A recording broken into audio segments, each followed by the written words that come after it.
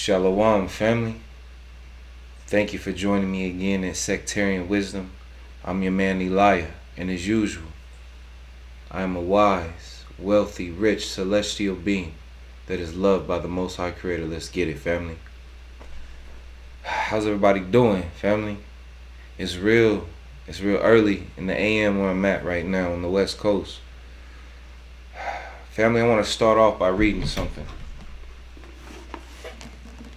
I'm reading Proverbs chapter 4, and I'm going to read verses 20 through 27.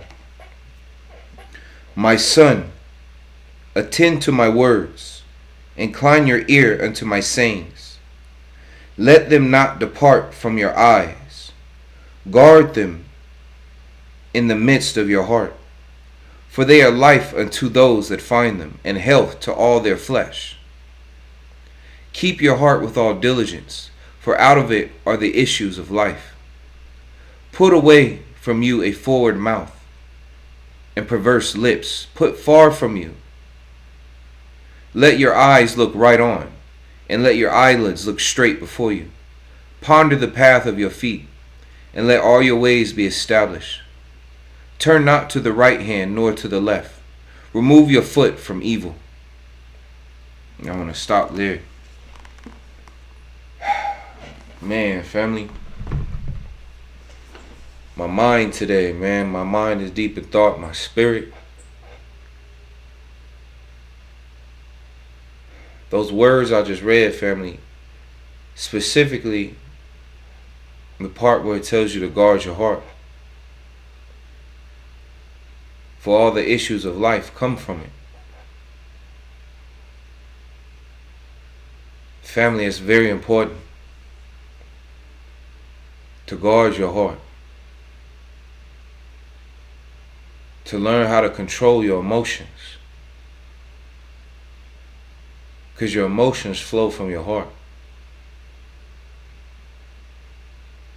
And emotions are a good thing, family, but if you don't know how to control them, if you don't understand them, they can destroy you.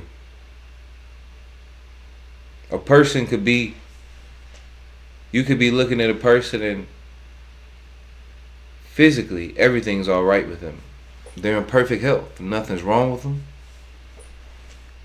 But in their mind is at war. Their mind is destroying them from the inside out. A house divided among itself will fall, right? Well, each person is their own individual house. Your body, your flesh is a house for your spirit. And if your mind is at war with itself, it'll take everything else down with it. Family, know that you are God's. Well, let me not say it. If you know that you are God, if you are aware of the Creator, if you are aware of who you are to the Creator and where you come from, then you are a God. For you cannot be a God if you're not aware of being a God. Although in a way you're still a God, even if you don't know it. But more so when you know it and understand. And when you know and understand that you are a God, then you know one of the gifts of being a God is empathy, is emotions. Because if you were a God without empathy, without emotions, you would be nothing but destruction. You would be nothing but a God going to and fro, trying to satisfy his or her lust, their ambitions, their fleshly desires, instead of being a servant to the creation of our Father or Mother creation.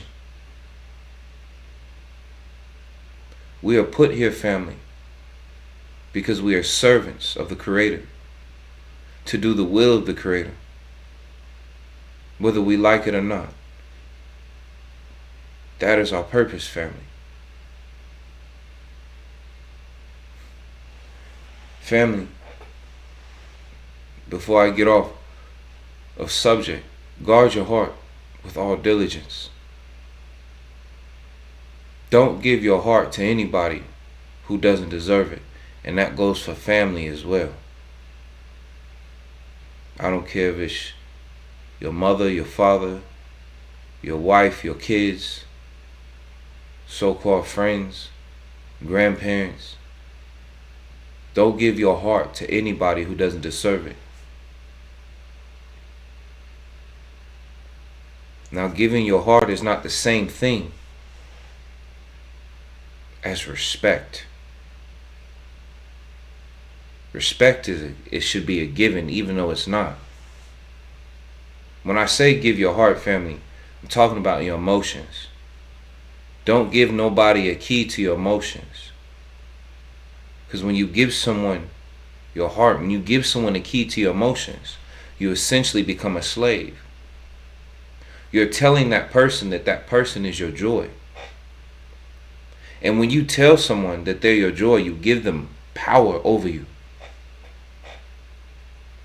And as soon as they show you who they are, as soon as they show you that they are not perfect, as soon as they show you that they are human, know that they will hurt you. And you might say it's their fault.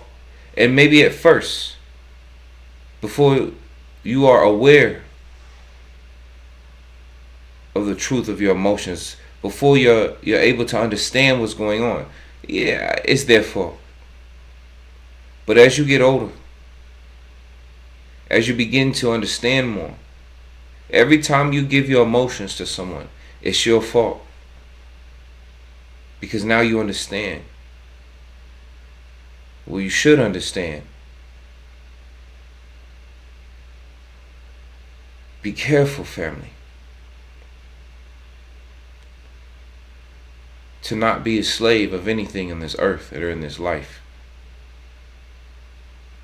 Control your emotions. That don't mean be emotionless. That's impossible. Remember, you're a God. You have to have emotions. Your only choice is to control them. But understand what they are. Emotions are feelings. Understand that, family. That so-called thing that you call love, know that love, or the love that we're taught of today, is not what it is. What we have been taught is love today is truly just the emotion of joy. So you have a bunch of people running around talking about I love you. And what they're really saying is, you're my joy. And you've given me a joy that I've now told myself that I cannot live without. And so now I give you the keys to my heart, to my emotions. Because I'm letting you know that you're my joy. And as soon as you decide that you want to take your joy away from me, know that you have the power to do that, because I've given you the keys to my joy. That I've put my joy on someone else instead of the joy coming from out of me. Give no one your joy, family. No one. Family, love, or for the lack of a better term and for a lack of better understanding, can be summed up in 3 different phases. The first phase is respect. The second phase is passion. And the third phase is joy. All 3 of these individual things make up what we would call so-called love. Or for a lack of a better term, know that love is made of these 3 parts. Actual love. Respect, passion, and joy. Respect is the first and foremost most important thing, because without respect there can be no passion and there could be no joy. You must have first a general respect for life, for others, for other people, for other living beings, for nature, for other people's property, for the animals. Have a general respect. The word speaks about a man says they love their friend and they love their family. And then the Creator says, who cares if you love your friends and your family? Everybody does that. That's easy. But show me that you love your enemy. Now that is something to be proud of. When you can love your enemy. Now what does it mean to love your enemy? Remember, we're taught that in this society that love is an emotion. So most of the time when people say, what is love? Or how do you know? People say, how do you know you love me? Oh, it's because I feel it. But family, isn't love supposed to be unconditional? Unchanging? So if love is supposed to be unconditional and unchanging, then you already know that love is not your emotions then. Because your emotions change with the wind, family. One minute you're happy, the next minute you're sad. You can't promise someone that you'll feel the same way about them tomorrow that you do today. Because that's circumstantial. That depends on you, the choices you make, and the choices they make. Your love is conditional, but yet love is supposed to be unconditional. Let me explain it. If you get in a relationship with someone and you say, I'm going to love you through thick and thin, no matter what, that is under the guise and under the conditions that that person is going to be faithful to you and hold up their end of the relationship in the bargain. But if that person stops holding up to their end of the bargain, guess what? Your emotions are going to change. You're not going to be too happy in this situation. It's not going to be all the lovey-dovey because you're going to look at them and be like, look, hey, bruh. Hey, sis, you're not holding up your part of the bargain. We said, till death do us part. That means to them, we both have a job. We both have a responsibility to each other. And the word that we gave each other to love each other through thick and thin. But when you look at love as an emotion, that's where you went wrong, family. That's where the divorce is coming in. That's where you walk in one day and find your significant other laying with a different person, whether it be man or female. And then they look at you and they say, and their excuse is, I'm just not in love with you anymore. That's what they say. I just don't feel the same way about you anymore. You know why? Because you didn't know what love was in the first place. Everything was based off of feelings. When real love, true love, your feelings are only just an aspect of it. And they're not even the most important part. Real love starts with respect. Because that respect stands regardless of your feelings. That respect is the law. That respect is whether you're a man and a woman and you got a family at home, you got a whole wife or a whole husband, you got kids, and then you find yourself out one day without them, unattached, with the free will of your flesh and your spirit to do as you will. And someone attractive comes up to you and approaches you and basically asks you to come and join them in the lasciviousness of your flesh together. And your emotions, let's just say this is one of the most attractive people you've ever seen. And your emotions are running wild. Your heart is beating fast. You're saying, oh my God, they're so beautiful. I want this. I want this. Your flesh, everything in you is telling you, do it. Yes, yes, yes. Your emotions going wild. You're feeling like, could this be love at first sight? Because it's, your whole life, you're questioning everything now. So them emotions that you said that, you love your mate are telling you to do something that will hurt your mate. But you know what will stop you in that moment? Not those emotions of so-called love or what we've been taught is. The respect. Because no matter how you feel, no matter how much you want to go and do what that person is asking you to do, you know that you gave your word to your wife or your husband and your children that are at home. Through thick and thin, until death do us part. That you keep a roof over your kids' head. That you will feed them. That you be faithful to your wife. That you be faithful to your husband. Respect. Not them emotions. Not them emotions of how you feel. Because how you feel wants you to do the wrong thing. But that respect is going to tell you this ain't right. You need to get your head back on straight. You need to stop and think. So respect is number one. If there's no respect, the foundation is respect. If there's no respect, there's nothing else. Nothing else can last. And the second will be passion.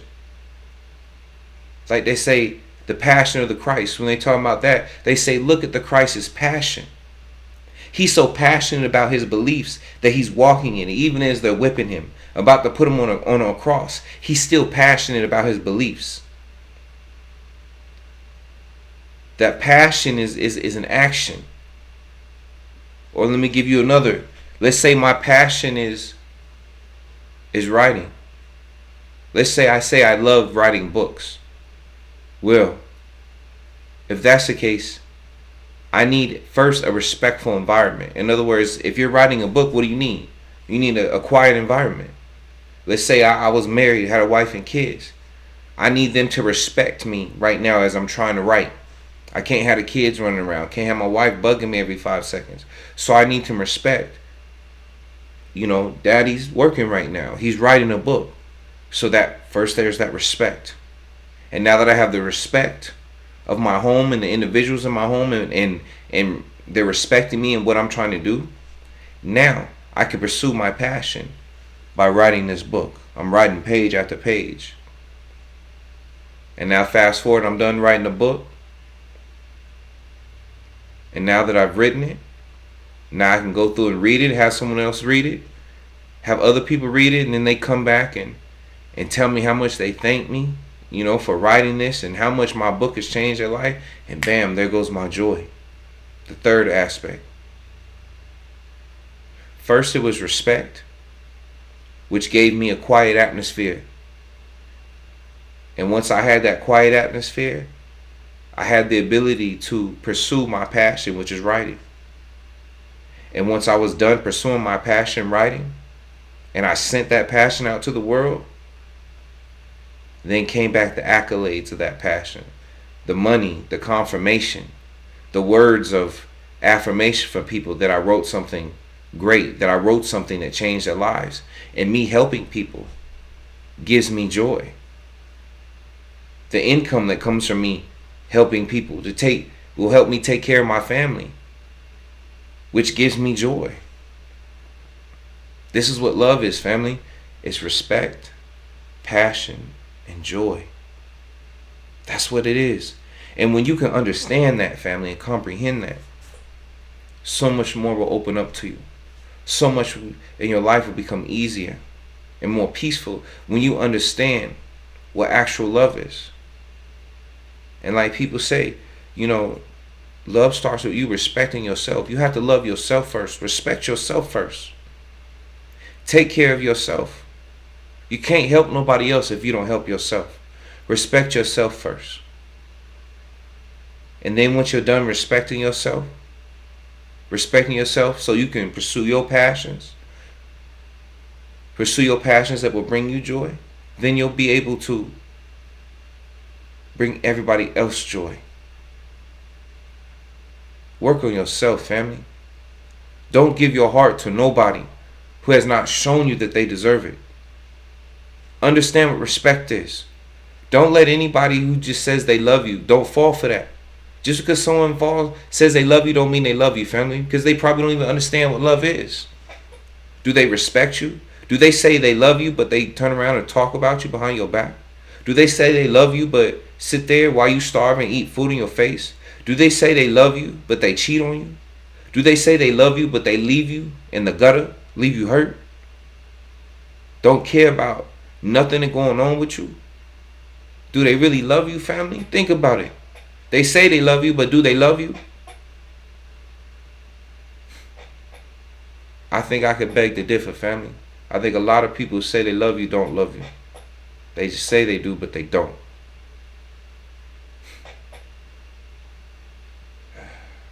You got to be strong, family, especially my men. I'm talking to you, kings, gods. Don't chase no woman. Chase yourself. Love yourself. Pick yourself up first, family.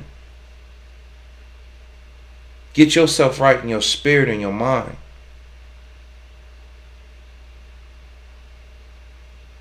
Seek to establish yourself first. And I'm not saying you got to be rich. Look, I'm not going to be one of these people sitting here telling you, oh, you got to have $1 million, 200 in the bank. That's not what I'm saying. Because that's not going to necessarily bring you joy. And everybody can't be king, man. And not everybody can be rich. That's not what I'm saying. And anybody who sit here and lie to you, like when you watch a lot of these gurus of people in here and they sit here and tell you you ain't nothing, you garbage, you this and you that, unless you got this, look, you ain't got to be a millionaire to be happy. Matter of fact, you don't need to have no money to be happy.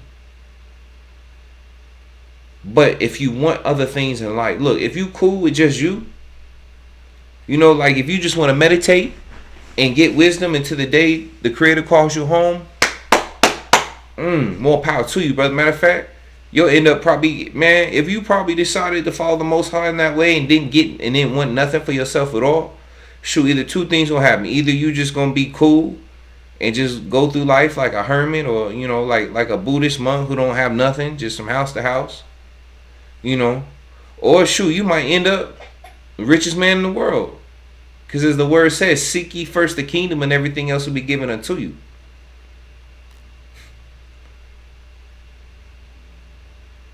Get yourself ready first, family. Guard your heart. Guard your mind. There's no rush. Build yourself up, and the Creator will give everything else unto you later on. Don't make the same mistakes our elders made. Shoot, don't make the same mistake I've made. Learn. Men, kings, seek the Creator within you. Find the joy within yourself first. Get you right before you have a woman. That ain't me sitting here saying sleep around, because every time you sleep with a woman, especially not your wife, out of wedlock, it drains you. It drains you of your energy. The only reason you feel like you need to get a nut off is because you've already opened up your heart. You've already given yourself to someone. So now you've woken yourself up to an almost unsatiable hunger, which is sex. And it takes so much of your time and of your mental space. Learn to discipline yourself, kings. If you ain't married, if you ain't in a relationship, and you know, a married relationship, cut that mess out, man. No fat, no sex. Abstain, build up your energy. Take that energy and turn it into creative power. Fast, pray, repent, repeat. Meditate, read some books. Work on yourself. Get yourself mentally strong. Get control over your emotions. Remember, emotions aren't bad, family, but get control over them.